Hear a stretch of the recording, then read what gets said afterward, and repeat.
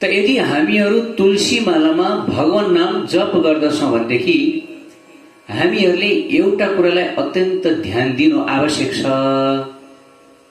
के हो त्यो कुरा? प्राय तुलसी मालामा जप गर्ने साधक भक्तहरूले यो कुरामा ध्यान नदिने गर्नुहुन्छ। तर यो कुरामा ध्यान दिनुपर्छ, शास्त्रमा बताइएको छ। त के हो त्यो कुरा जसमा तुलसी मालामा जप गर्ने साधक भक्तहरूले ध्यान दिनुपर्ने, सावधानी अपनाउनु पर्ने? तुलसी मालामा जप गर्दै गर्दाको अवस्थामा उहाँ तुलसी मालामा आफ्नो जप समाप्त गरेपछि हात धुनु अनिवार्य, आचमन गर्नु अनिवार्य। किन हात धुनु भनेर शास्त्रमा बताइयो? अब सबैले ध्यान दिएर सुन्नु होला।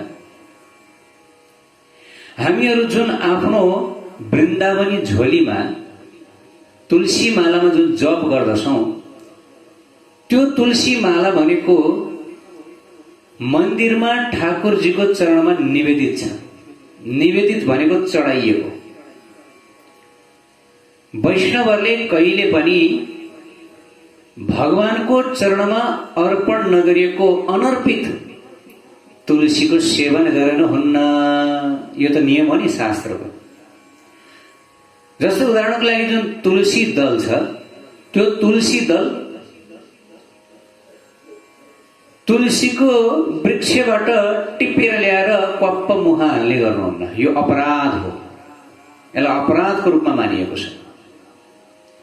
आजकल केही आयुर्वेदिक डाक्टरहरू यस्तो किसिमको सल्लाह दिने गर्नुहुन्छ कि तुलसीको पत्ता सेवन गरेर स्वस्थ भइन्छ।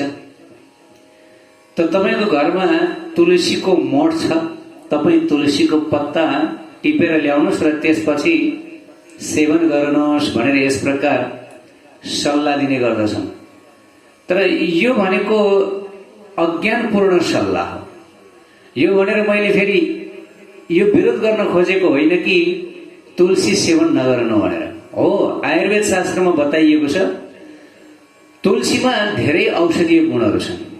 तुलसीको सेवनद्वारा हामी स्वस्थ बन्दछौँ, हाम्रो रोग प्रतिरोधात्मक क्षमता बढ्दछ र साँच्चै हामीहरूको आरोग्य बढ्दछ। यसमा कुनै सन्देह छैन। तर शास्त्रीय नियम के छ भन्दाखेरि तुलसीको दल, तुलसी पत्ता सेवन गर्नुभन्दा अगाडि भगवानको चरणमा, अब तुलसी कसको चरणमा चढ्दछ, निवेदित हुन्छ, त्यसको बारेमा शास्त्रमा बताइएको छ। तुलसीलाई कहिले पनि देवी देवता, यतिसम्म महादेवजीको चरणमा अर्पण गर्नु पनि अपराध हो भनिएको छ। यदि कसै अज्ञानतावश तुलसीलाई विभिन्न इन्द्रादि देवी देवताको चरणमा अर्पण गर्दछ भने उसलाई अपराध लाग्यो। महादेवजीको चरणमा अर्पण गर्दछ भने पनि अपराध लाग्यो।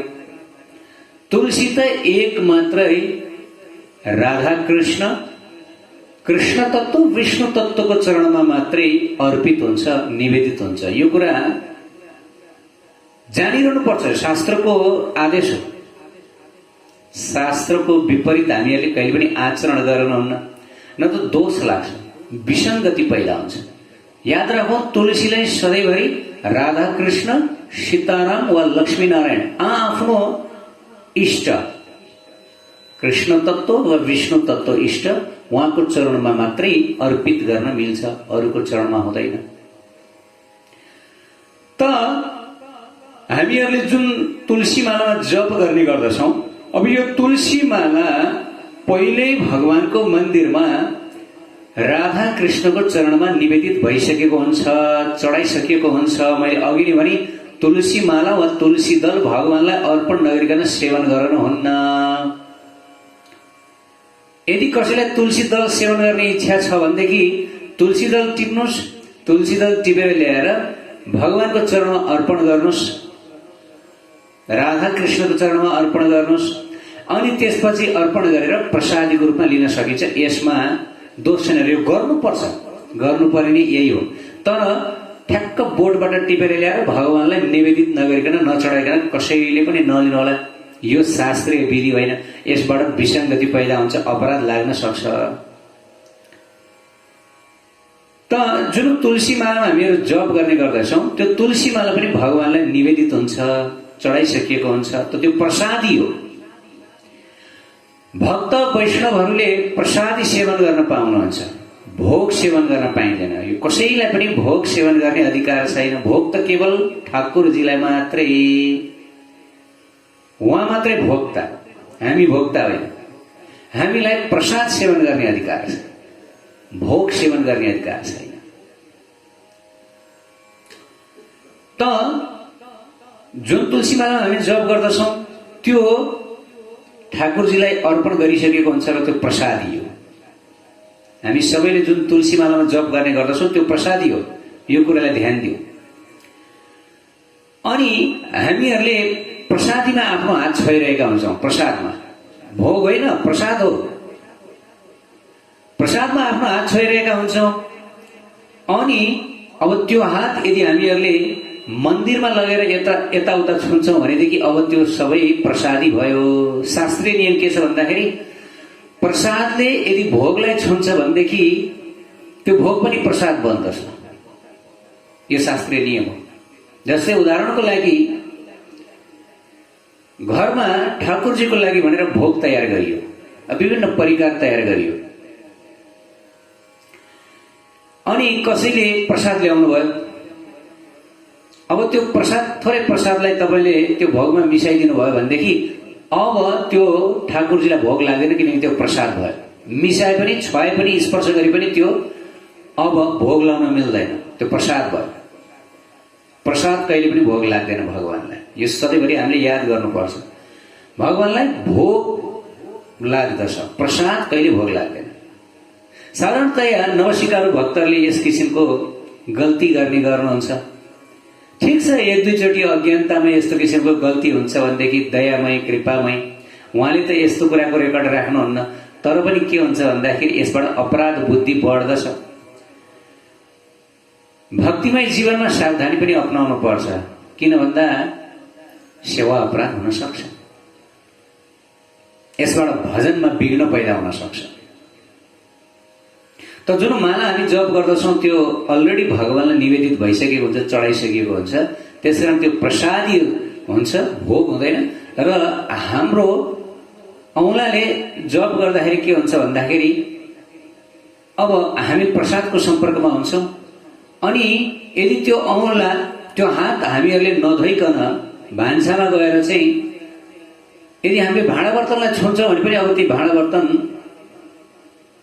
बिटुला भयो भने आउँछ। साधारणतया शास्त्रीय नियम के छ भन्दाखेरि भगवानलाई भोग पकाइसकेर, भोग लगाइसकेर, सबै भक्तले प्रसाद पाइसकेपछि अब चुलो चौको राम्ररी सफा गर्नुपर्छ। किन भन्दा अब भरेको लागि फेरि भोग पकाउनु पर्यो नि, होइन?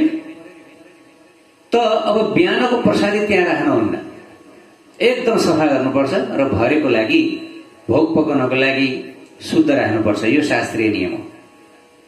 हेर्नुहोस् है, त जब पनि हामी हात नधोइकन तुलसी मालामा जप गरेपछि हात नधोइकन हामी भान्सामा जान्छौँ, भाँडा बर्तनहरू छुन्छौँ। अब त्यो भाँडा बर्तनमा भोग लाग्दैन, त्यसमा भोग पकाउनु हुँदैन। किन भन्दाखेरि त्यो अलरेडी प्रसादको प्रभाव भइसकेको छ, प्रसादको स्पर्श भइसकेको। किन हाम्रो हात प्रसादमय भइसकेको छ। अब हाम्रो हातले प्रसाद छोएको हो नि, अब त्यहाँ प्रसाद हुन्छ, सबै प्रसादमै बन्दछ। पकाइरहेको भोजन पनि, पकाइरहेको भोग पनि अब प्रसाद बन्दछ। अब कसरी ठाकुरजीलाई भोग लगाउन पाइयो? ठाकुरजीलाई त प्रसादी भोग लगाउनुहुन्न, भोग लगाइसकेको कुरो भोग लगाउनुहुन्न। त्यो भनेको तपाईँलाई खुवाइसकेको कुरो कसैले फेरि आएर खुवाउँदैछ, त्यस्तो त हुँदैन। त्यसकारणले गर्दाखेरि यो कुरामा ध्यान दिनु पर्दछ। जब पनि हामीहरू तुलसीमालामा जप गर्दछौँ, तुलसीमालालाई स्पर्श गर्दछौँ, विशेष गरी जुन प्रसादी हो, भगवानलाई निवेदित गरिएको, हामीहरूले भान्सामा छुनुभन्दा अगाडि, ग्रन्थहरू छुनुभन्दा अगाडि, हामीहरूले मन्दिरका जुन वासनहरू छुनुभन्दा अगाडि कुनै पनि भगवानसँग सम्बन्धित वस्तुहरूलाई छुनुभन्दा अगाडि के गर्नु पर्दछ? हात धुनु पर्दछ, पखाल्नु पर्दछ। यो नियम, यो चलन हो। वैष्णव समाजमा यो चलन छ, सबैले गर्नुपर्छ। त्यसपछि के हुन्छ भन्दाखेरि त्यो शुद्ध हुन्छ। नत्र भने त प्रसाद नै हुन्छ, प्रसाद फेरि पुनः भोग लाग्दैन। यो वैष्णव आचरणमा पर्दछ। वैष्णव आचरणलाई यदि राम्रोसँग पालना गर्न सकेको खण्डमा के हुन्छ भन्दाखेरि भगवान प्रसन्न हुनुहुन्छ। भक्ति जीवनमा, भजन जीवनमा विघ्नहरू पैदा हुँदैन। त साधारणतया साधक भक्तले यसलाई भुलिरहनु भएको हुन्छ कि तुलसीमालामा जप गरेर त्यसपछि एकचोटिको प्रसङ्ग, म नाम जप गर्दै थिएँ अनि एकजना भक्तसँग म आउँदै थिएँ। वृन्दावनकै घटना हो, राधाकुण्डको घटना। अनि मैले केही पेठाहरू किने ठाकुरजीको लागि भोग लगाउनको लागि भनेर। राधाकुण्डमा गोवर्धनमा पेठाहरू एकदम प्रसिद्ध छ, शुद्ध एकदमै उच्च कोटीको हाई क्वालिटीको पेठा पाइन्छ, दाम पनि सस्तै सस्तै छ। अनि मैले 1-2 केजी पेठा किने। अनि मेरो साथमा भक्त जो आइरहनु भएको थियो,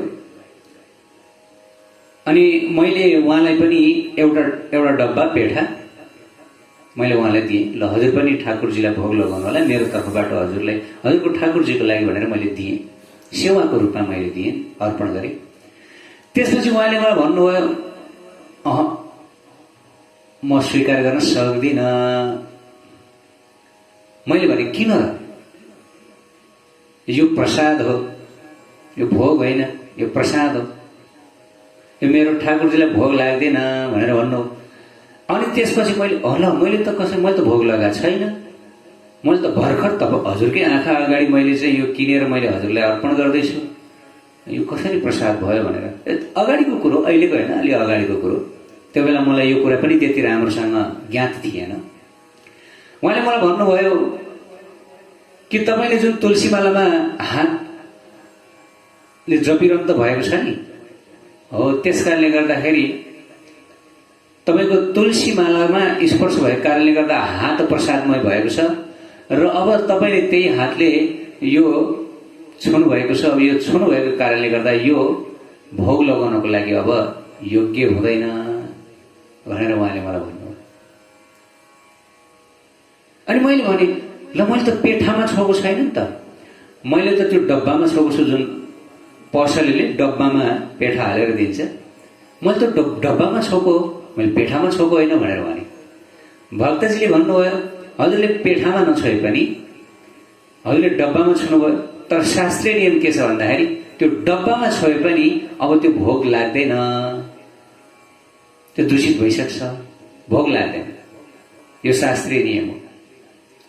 जस्तै उदाहरणको लागि हामीले तुलसीमालामा जप गरिरहेका छौँ र भगवानलाई भोग लगाउनको लागि जुन भाँडा, जुन बर्तन, जुन थाली प्लेटहरूमा सजाइएर राखिएको छ विभिन्न परिकारहरू, र हामीहरूले भोगमा छोएनौँ, तर हामीले त्यो थाली कचौरामा छोयौँ, जुन ठाकुरजीलाई भोग लगाउने कटौरी त्यसमा छोयौँ, हामीले भोगमा छोएनौँ भने पनि अब त्यो भोग लगाउनको लागि योग्य हुँदैन।